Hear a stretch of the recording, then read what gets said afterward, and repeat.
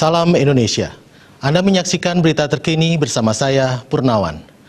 Gubernur Bali Wayan Koster mengeluarkan surat imbauan kepada seluruh masyarakat Bali yang ditandatangani Senin 23 Maret 2020. Ada 5 poin penting yang tercantum dalam imbauan tersebut. Salah satunya agar masyarakat Bali tetap di rumah sehari pasca Hari Raya Nyepi.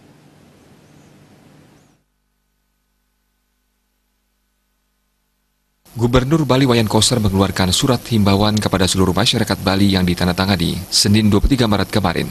Himbauan nomor 45/Satgas COVID-19/3/2020 ini dibuat berdasarkan arahan Presiden RI melalui pidato 15 Maret 2020.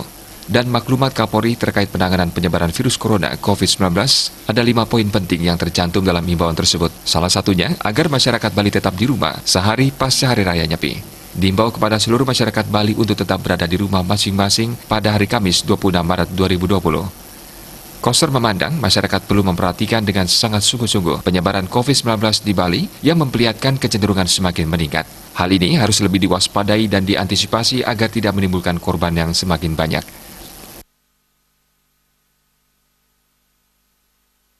Upaya pencegahan yang paling efektif adalah dengan cara membatasi aktivitas di luar rumah dan mengurangi interaksi dengan orang lain.